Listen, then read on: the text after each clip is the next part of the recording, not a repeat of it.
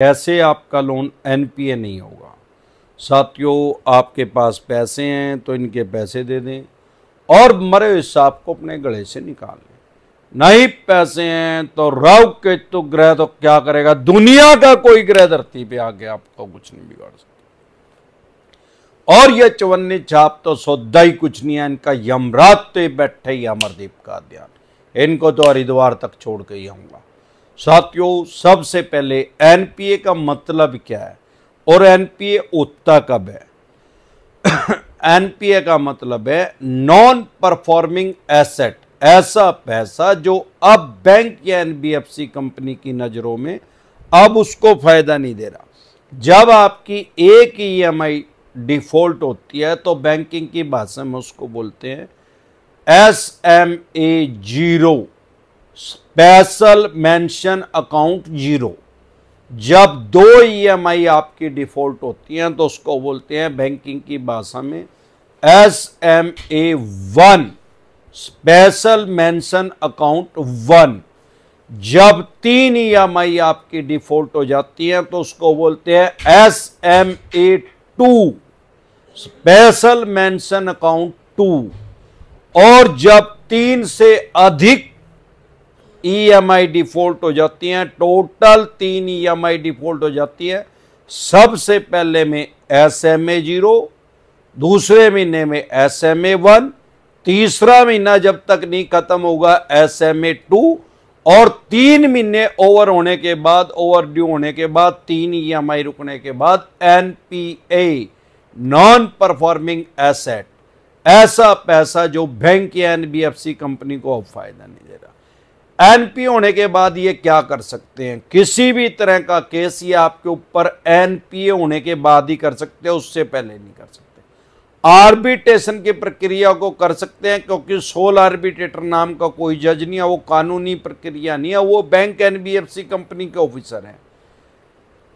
हाँ, कोई cheque bounce का केस करना है, कोई ईसीएस बाउंस का केस करना है, रिकवरी के लिए इनको आपके ऊपर सरफेसी एक्ट इंप्लीमेंट करना है, लागू करना है, 13(2) का नोटिस भेजना है, 13(4) का नोटिस भेजना है, डीएम साहब का नोटिस भेजना है, किसी भी तरह का अन्य नोटिस भेजना है तो 3 महीने के बाद ही आपके पास कानूनी नोटिस भेज सकते हैं, कोर्ट में आपके ऊपर केस करके, जिसको समन बोलते हैं। अनसिक्योर लोन है तो आपके ऊपर चेक बाउंस का या ईसीएस बाउंस का केस कर सकते हैं 3 ईएमआई डिफॉल्ट होने के बाद। सिक्योर लोन है, आपका मकान, दुकान, जमीन, जायदाद, फैक्ट्री, कारखाना, स्कूल, कॉलेज, बंगला, कोठी या शोरूम का, तो आपके ऊपर सरफेसी एक्ट इंप्लीमेंट कर सकते हैं, लागू कर सकते हैं, 13(2) का 13(2) का नोटिस भेज सकते हैं। लेकिन 3 ईएमआई डिफॉल्ट होने से पहले 13(2) का नोटिस नहीं आ सकता। अगर वो आ रहा है सरफेसी एक्ट के अकॉर्डिंग 3 महीने के बाद ही आता है, अगर वो पहले ही आ रहे तो 100% फेक है, चवन्नी छाप एडिट करके भेज रहे हैं। 3 महीने के बाद सरफेसी एक्ट का 13(2) का नोटिस आता है, आपको 2 महीने का टाइम दिया जाता है।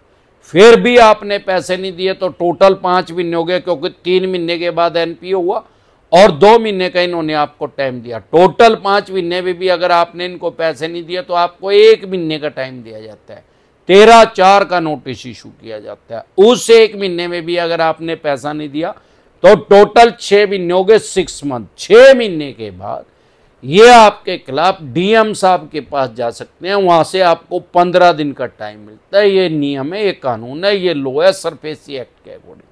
भाई 15 दिन में आप पैसे दे दो। अगर आपने 15 दिन में भी पैसे नहीं दिए तो 6.5 महीने के बाद आपके डोबरे, आपका सामान, फैक्ट्री, कारखाना, मकान, दुकान, जो भी चीज है उसको बाहर फेंक सकते हैं, सामान को अपनी वो उसको पोजेशन ले सकता है बैंक, उसको खाली करवा सकता है। डीएम साहब के ऑर्डर हो जाते हैं, नियर बाय पुलिस स्टेशन में आपके जाता है और वहां से पुलिस प्रोटेक्शन उनको मिलती है बैंक वालों को, और वो उस पर लॉक लगा देते हैं, ताला लगा देते हैं। 13(2) का नोटिस जो है वो एक किस्म का सिंबॉलिक पोजीशन का है। जो 13(2) का नोटिस भेजेंगे कानूनी रूप से धमकी है। 13(4) का अगर इन्होंने नोटिस इशू कर दिया तो समझ लो सिंबॉलिक पोजीशन का है, परित्यात्मक कब्जा है। भाई मौके पे कब्जा तो लिया नहीं उन्होंने, पोजीशन तो ले नहीं, लेकिन कागजों में कब्जा ले लिया। उसके बाद ये एक्शन की कार्रवाई कर सकते हैं, आपका नोटिस निकलवा सकते हैं, आपका जो आपका लोकल न्यूज़पेपर है उसमें निकलवा सकते हैं, आपकी प्रॉपर्टी की एक वैल्यू डिसाइड कर सकते हैं, निर्धारित कर सकते हैं उसकी कीमत। लेकिन बहुत से आदमी क्या सोचते हैं, एनपीए से बचने के लिए एक ईएमआई दे दी, फिर दो नहीं दी, फिर एक दे दी, या एक दे दी, दो दे दी, एक नहीं दी, ऐसे कर करके जिस दिन आपकी 3 ईएमआई डिफॉल्ट होगी आपका लोन एनपीए में जा सकता है। बहुत से आदमी सोचते हैं भाई लगातार 3 ईएमआई डिफॉल्ट होंगी तो हो जाएगा। जब भी कभी आपकी 3 ईएमआई डिफॉल्ट होगी तो एनपीए में जा सकता है, जरूरी नहीं आ जाएगा। सिक्योर लोन को तो एनपीए में ले जाते हैं, अनसिक्योर लोन को ज्यादातर एनपीए में नहीं लेके जाते। क्या कारण है, वाई? अरे ये ज्यादा इनका एनपीए का रेशो बढ़ेगा तो खुद से ही नंगड़ हो जाएंगे। भाई सब कुछ तो ऑनलाइन है, कुछ भी ऑफलाइन नहीं। अब हमारे देश में क्या सारी दुनिया में ही नहीं है यार। जो मुस्लिम कंट्री हैं, बहुत सी पिछड़े हुए हैं, गरीब हैं, वहां भी, पाकिस्तान में भी नेट चल रहा है यार।